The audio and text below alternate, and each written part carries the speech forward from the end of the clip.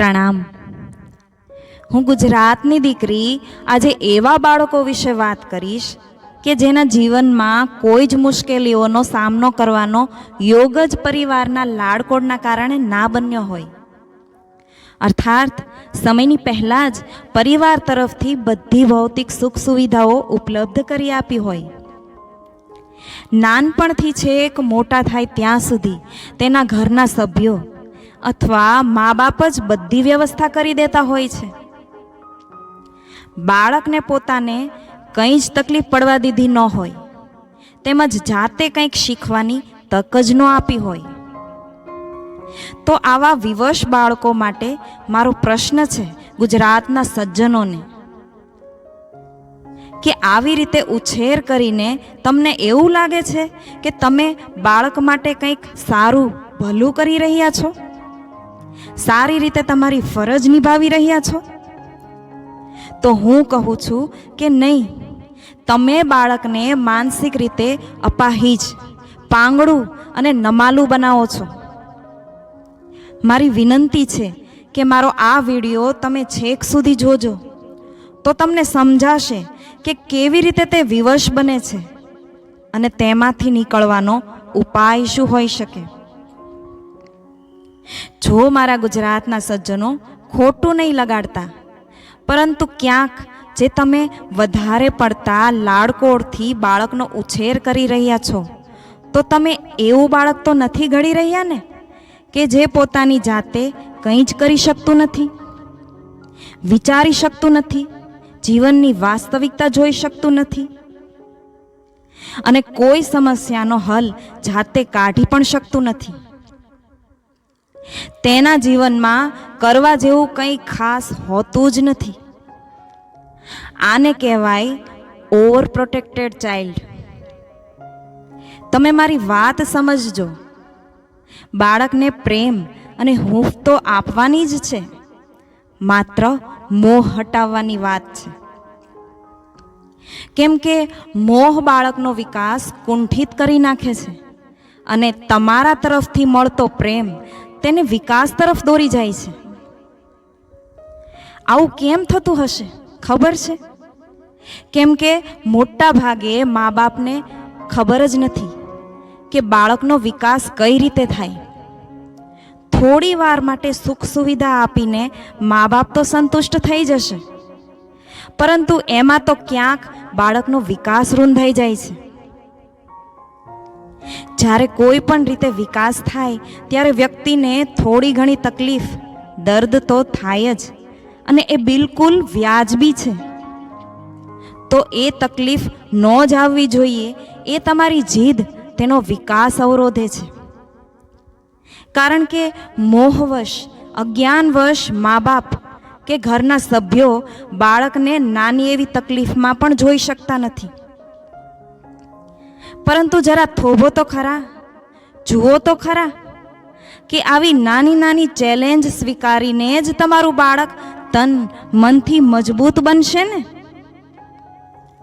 આથી જ બાળકના જીવનમાં આવતી નાની મોટી મુશ્કેલીઓનો તેમને જાતે જ સામનો કરવા દેવો, એની જવાબદારીઓ સ્વીકારવા દો, નિભાવવા દો, એના નિર્ણયો જાતે લેવા દો. હા, થોડું ઘણું માર્ગદર્શન પ્રસ્તાવનાના રૂપે જરૂર આપતા રહેવું, પરંતુ તેના પર તમારે હાવી ના થવું જોઈએ. તેની સમક્ષ આ નિર્મિત પરિસ્થિતિથી શું લાભ કે શું હાનિ થશે બંને દર્શાવો, પરંતુ આખરી નિર્ણય તેને જાતે લેવા દો. ત્યારે જ બાળકનું વ્યક્તિત્વ નિખરશે. આજકાલના બાળકોને જોઉં ત્યારે થોડી પીડા પણ થાય. કેમ કે બાળકો પોતાના રોજિંદા કાર્યો પણ જાતે કરી શકતા નથી, અથવા એમ પણ કહી શકાય કે કાર્ય કરવાની પ્રેરણા જ આપવામાં આવતી નથી. જેમ કે જાગીને પથારી વાળવી, નાહવા માટે કપડાં તૈયાર કરવા, પોતાનું જમવાનું જાતે લઈ લેવું, જમીને ડીશ ચોકડીમાં મૂકવી, જમીને જે એંઠવાડ ઢોળાયો હોય ત્યાં પોતું મારવું, કપડાં સૂકવવા અથવા લેવા, મમ્મીને ઘરના નાના મોટા કાર્યોમાં મદદ કરવી વગેરે વગેરે. જરા વિવેક બુદ્ધિથી મારી વાત સમજજો.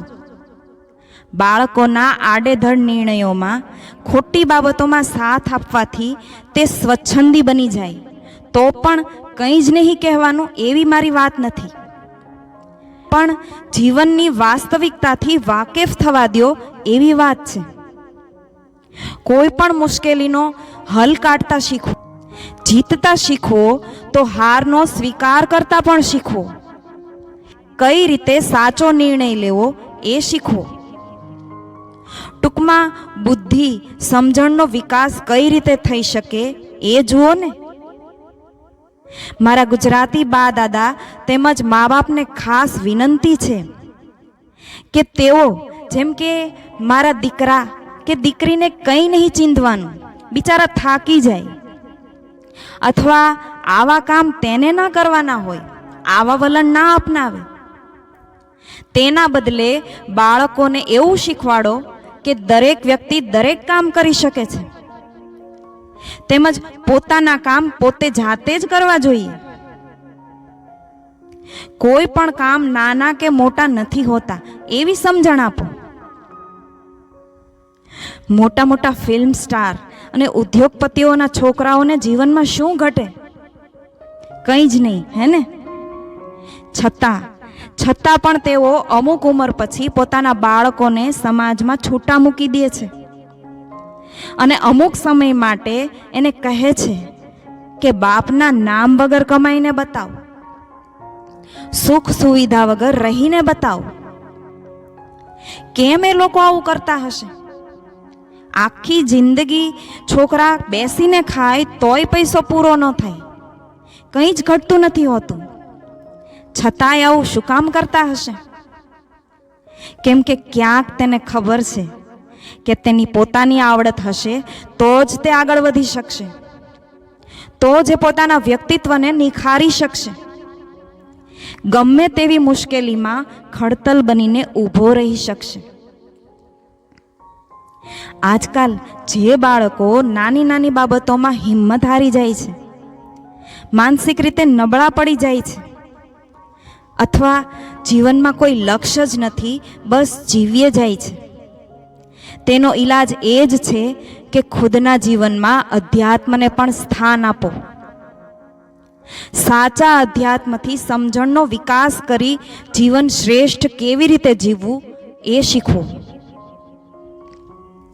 રાજપાટ હોવા છતાં જીજાબાઈએ શિવાજીને સુખ સુવિધાના બદલે નાનપણથી ખડતલ અને માનસિક રીતે મજબૂત બનાવ્યા.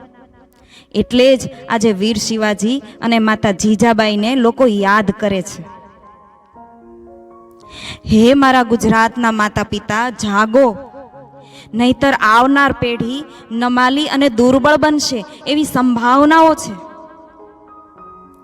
પણ તેના માટે પ્રથમ તો તમારે જાગવું પડશે.